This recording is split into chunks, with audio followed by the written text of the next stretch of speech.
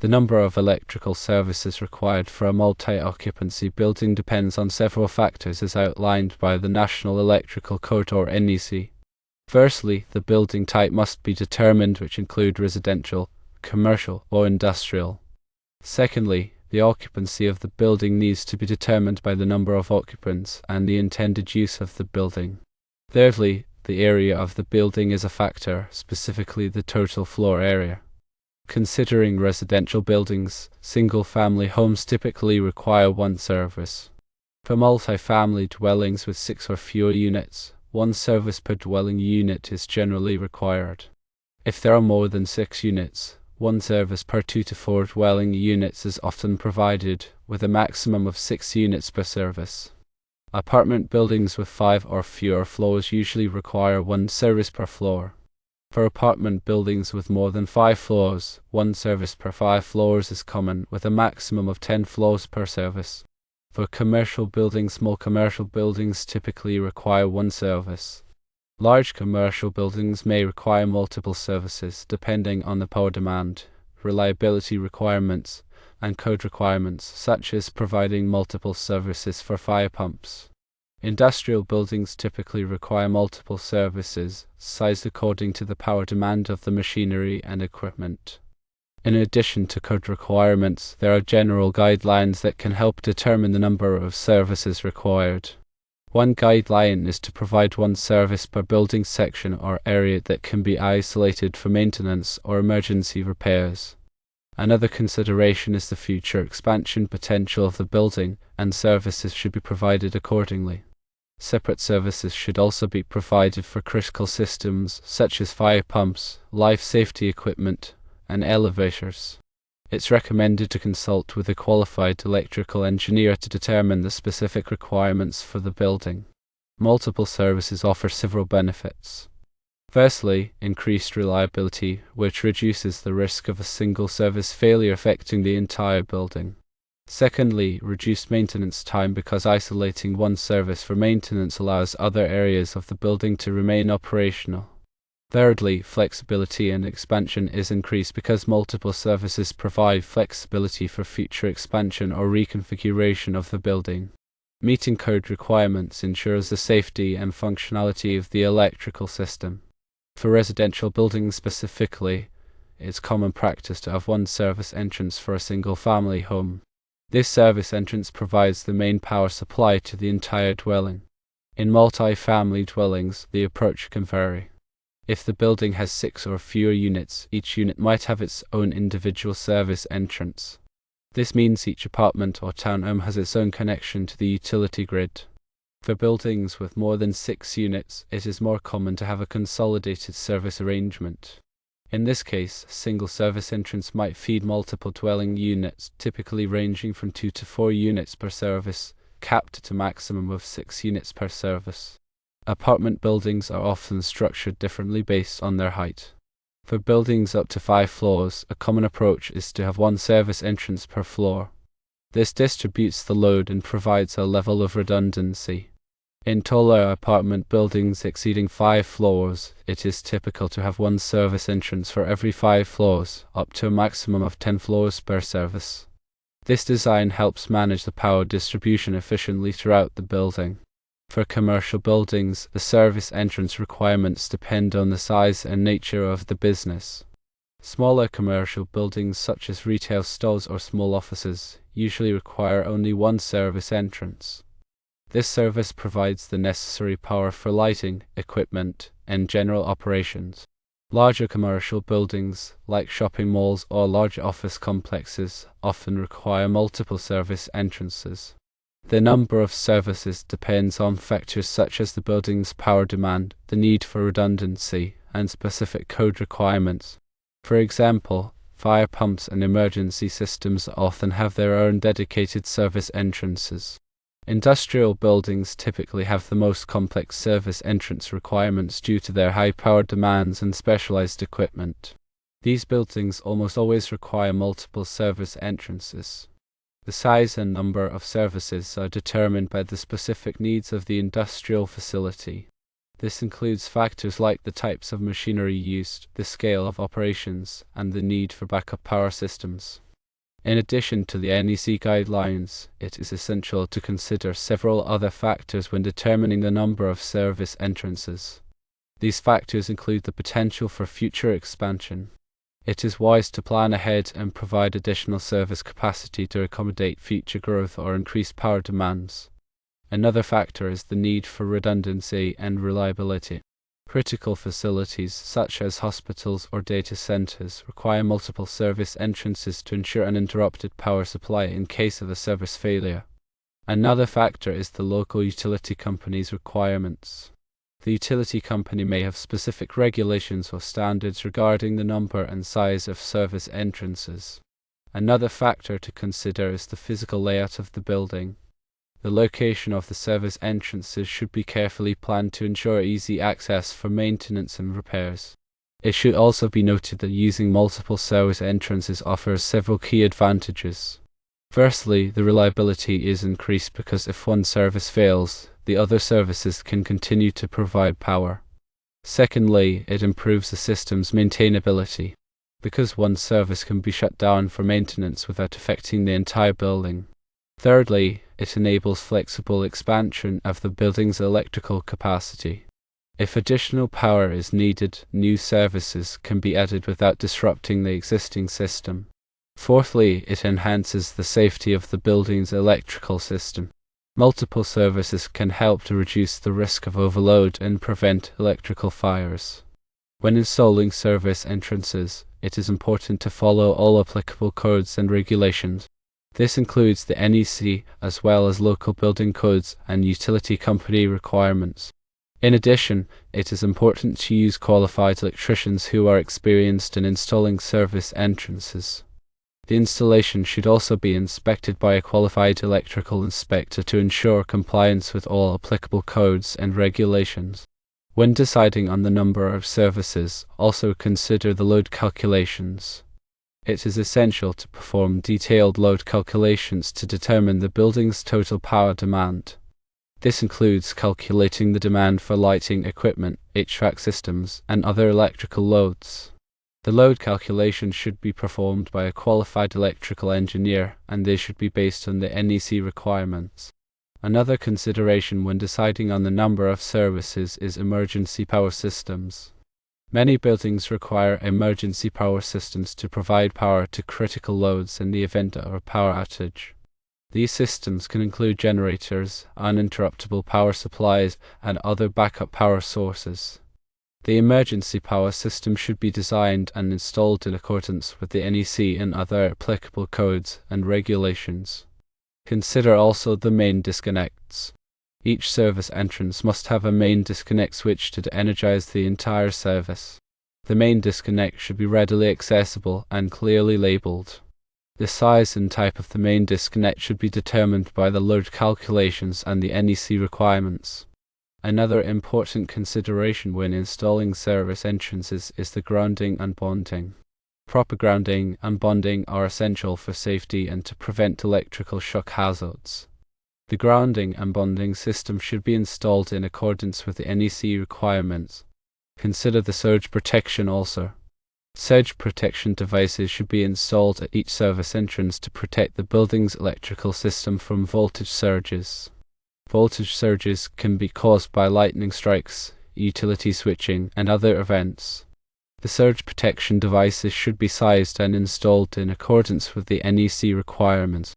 Consider also the metering requirements. The utility company will typically install meters to measure the amount of electricity used by the building. The metering requirements may vary depending on the size and type of the building.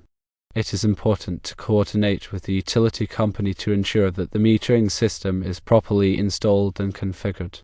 In conclusion, determining the number of service entrances for a multi-occupancy building is a complex process that requires careful consideration of various factors. These factors include the building type, occupancy, area, power demand, reliability requirements, and code requirements. It is essential to consult with a qualified electrical engineer to determine the specific requirements for the building. By following the NEC guidelines and considering the other factors, you can ensure that the building has a safe, reliable, and efficient electrical system. Remember to always prioritize safety when working with electricity. Work with qualified professionals and follow all applicable codes and regulations. This will help to protect people and property from electrical hazards. In the context of the National Electrical Code, understanding the nuances of Article 230, specifically Part Roman II, is crucial. This section addresses the number of services permitted for a building or structure. Generally, a building or structure is permitted to be supplied by only one service. However, the NEC provides several exceptions where multiple services are allowed. These exceptions are designed to accommodate various scenarios and ensure safety and reliability. Firstly, multiple services are permitted where the capacity requirements exceed 2000 amps at a supply voltage of 600 volts or less. This provision is in place because it may not be practical or feasible to supply very large loads through a single service. Instead, dividing the load among multiple services can improve reliability and reduce the risk of overloading the electrical system. Secondly, multiple services are allowed for fire pumps, as outlined in NEC Section 695.3a. Fire pumps are critical for fire suppression and must have a reliable power supply. Therefore, providing a separate service for the fire pump ensures that it will continue to operate even if the main service to the building is interrupted. Thirdly, additional services are permitted for emergency, legally required standby, or optional standby systems. These systems are designed to provide power to critical loads during a power outage. Providing separate services for these systems ensures that they will be available when needed. Fourthly, multiple services are allowed by special permission. The authority having jurisdiction, or OJ, may grant special permission for additional services in certain circumstances. This provision provides flexibility to address unique situations that may not be explicitly covered by the NEC. For example, special permission may be granted for a large industrial facility with complex power requirements. Fifthly, if a building qualifies as a large area, multiple services are permitted. If the total demand load of all feeders is greater than 1000 kilowatts, 2 or more services are permitted. This is to accommodate the large power requirements of expansive facilities. Sixthly, for buildings of different heights, multiple services are permitted. Where a building has different heights, and each height qualifies as a separate building, each section can have its own service. Seventhly, for integrated electrical systems, multiple services are allowed. Integrated electrical systems that require multiple power sources for operation are permitted to have more than one service. Eighthly, the NEC permits multiple services for buildings under single management. If these buildings are on contiguous properties, they can have multiple services.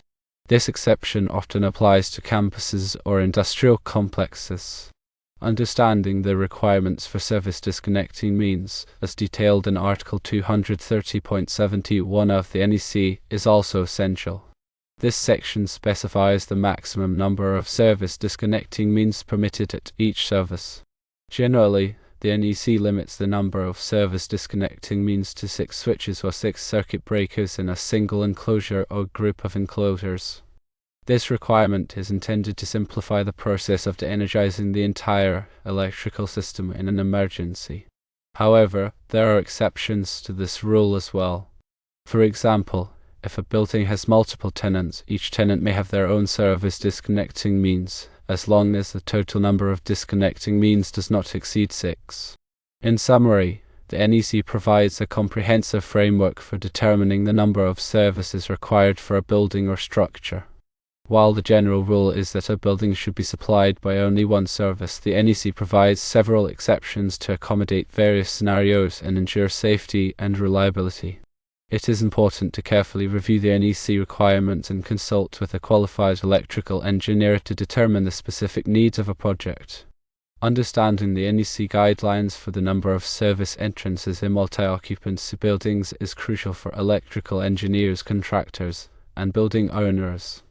While the NEC provides a general framework, the specific requirements can vary depending on the building type, occupancy, and local codes.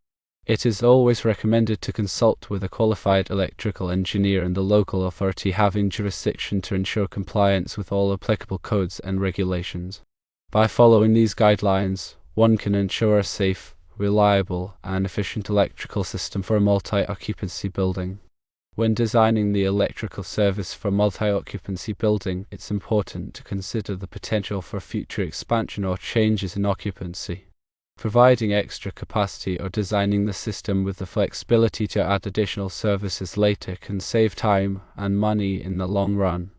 It's also important to coordinate with other building systems, such as HVAC and fire alarm, to ensure that the electrical service can adequately support their needs.